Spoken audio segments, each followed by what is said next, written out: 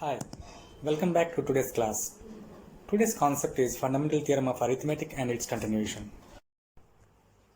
Fundamental theorem of arithmetic means every composite number can be expressed as a product of primes, and this factorization is unique apart from the order in which the prime factors occur. That means, take an example, 30. 30 can be expressed as 2 into 3 into 5. These factors are unique. That means if though you are writing 30 as 5 into 3 into 2, the order changed, but we are getting same prime factors. Always we are getting the factors, prime factors of 30 are same 2, 3 and 5. That is the meaning of unique prime factors for every composite number. So, you can be clear after this sum. Let us consider this sum. If 6 to the power n can end with the digit 0.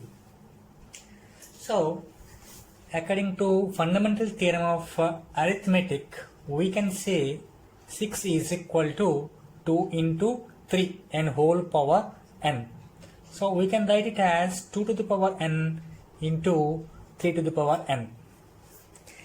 That means by fundamental theorem of arithmetic, we will always get factors 2 prime factors as well as prime factors 3. But other than 2 and 3, we are not going to get other factors. That means we cannot get factor 5. But without 5, we cannot get 10 because 2 into 5 makes us 10. And if we are not getting 10, we cannot get 10 multiples, 30 or 70 or 80. Any number end with 0 must be a 10 multiple. So we conclude that 6 to the power n can never end with 0. Okay, the next property is let p be a prime number, and if p divides a square, then p also divides a. Let us see how. Here see, if p divides a square, then p divides a. Let an example, 30 is equal to 2 into 3 into 5. So 30 square definitely 2 square into 3 square into 5 square. Here in this question, let a is equal to prime factors of a are p1, p2, p3, so on up to pn. Let it be. Now as per here in this example, here also a square must be p1 square, p2 square, so on pn square. That means these are the prime factors. p1, p2, p3 are the prime factors, a square. And it is given that p divides a square. Means p divides these factors. That means that p is either this factor or this factor or any one of these factors. That means p divides a square means that factor must be repeated 2 times, as you are saying a square is equal to p1 square, p2 square, p3 square, so on pn square. Therefore we conclude that if p divides a square, that a square must contain prime factors twice each. Therefore p can divide a also. So that is the conclusion. Now using this powerful property, we will do one sum, that is prove that root 2 is an irrational number. We have to prove root 2 is an irrational number, but we assume contradictory, that is let root 2 is a rational number. As it is a rational number, we can express in s by t or numerator by denominator or p by q form. And after cancellation in lowest form, it will be a by b. Now this root 2 is equal to a by b, where a and b are integers in lowest form, that is they are co-prime.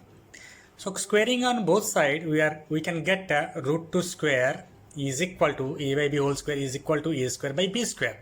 So root 2 is 2 and b square will go this side, that is 2b square is equal to a square. That means 2 into something is equal to a square. That means 2 divides this a square. According to that powerful theorem, if 2 is a prime number, if 2 divides a square, then compulsorily 2 divides a square, 2 divides a. If 2 divides a, let a is equal to 2k because it is an even number. Now, so a square, how much it will be? 2k whole square. That means here 2b square is equal to a square. I can write as 2b square is equal to a square is equal to 2k whole square is equal to 4k square. That means we conclude 2b square is equal to 4k square. That you can write now b square is equal to, taken that side, that is b square is equal to 2k square. How? That is 2 is gone this side, 4 by 2 is equal to 2k square. B square is equal to 2k square. That means 2 divides b square. As 2 divides b square, 2 divides b square, that implies 2 divides b. That means we conclude both a and b are divisible by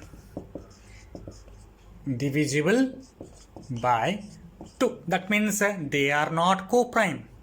As they are not co-prime, our assumption is wrong. We assume that a and b are prime numbers, so we are at contradictory. So as our assumption is wrong, root 2 cannot be a rational number. Root 2 is a irrational number.